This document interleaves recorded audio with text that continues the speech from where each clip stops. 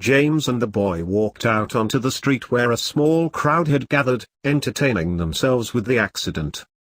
Our mother of the cuprous sky. No, no, no. James yelled, seeing the car with its front dented, approaching it quickly. Are you the owner of the vehicle? Asked a nearby policeman, taking notes with his notebook. Yes, I am the poor victim. James replied, already getting into the car. Wait, sir, said the policeman. I have to check it. James said, ignoring the policeman, getting into the car, trying to make it start. He turned the key once, twice, with the car always giving its coughs of effort. The third time she failed. It was clear she was gone.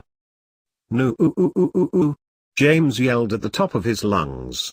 He got out from the car, looking angry, slamming the door. Seeing a smoke rise from the hood didn't uplift his spirit.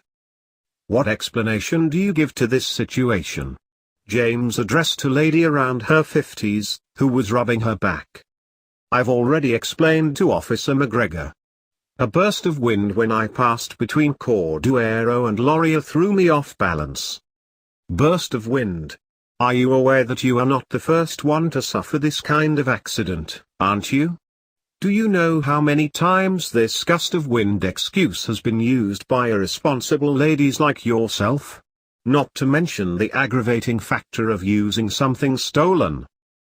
The seller swore it was original. He even showed the document, said the lady. Fake document. Everyone knows that LNO's products can't be found except clandestinely. Where did the umbrella go, Mr. Officer? Let me take a look. It is withheld for investigation, said the policeman. And what is there to investigate? It's practically an epidemic. It's already been, 15 cases since 4 months ago. Read on the Daily Rodeo. There is a great article about this crisis there. And what do you think you can achieve with the umbrella?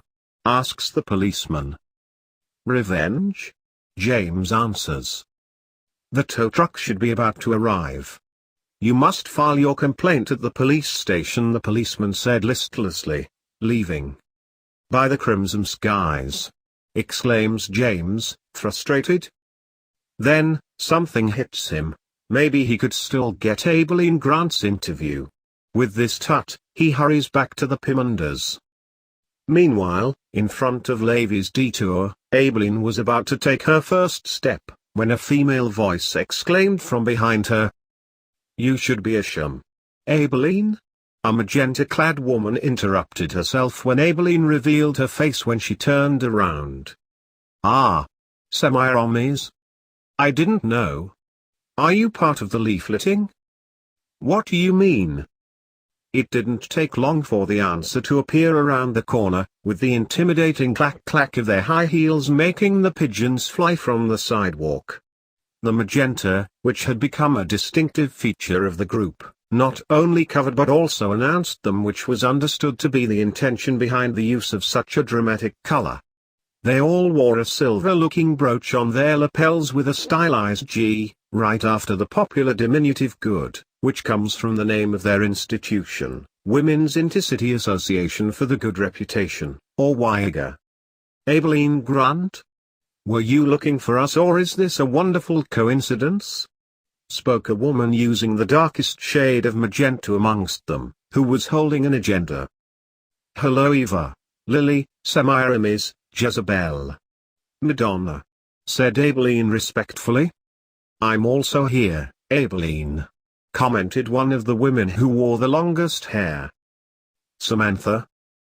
I was just a moment ago commenting to Jezebel how unfortunate it is that things didn't work out with you and Abdul Sawiba, comments Semiramis, the exotic prince of the old half.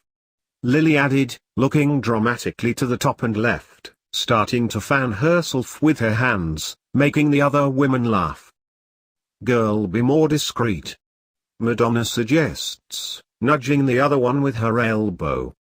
I read everything they published in the Bhagavad, and in the Rorschach. They were going to give the most spicy details in the next issue, but who needs them when you can know it by the lady herself? said Lily, who was the smallest of them. But I thought the suspicion of pregnancy was a little bit too much. You, Aunt, are you? Jezebel asks. Can you tell it just to us? Said Semiramis.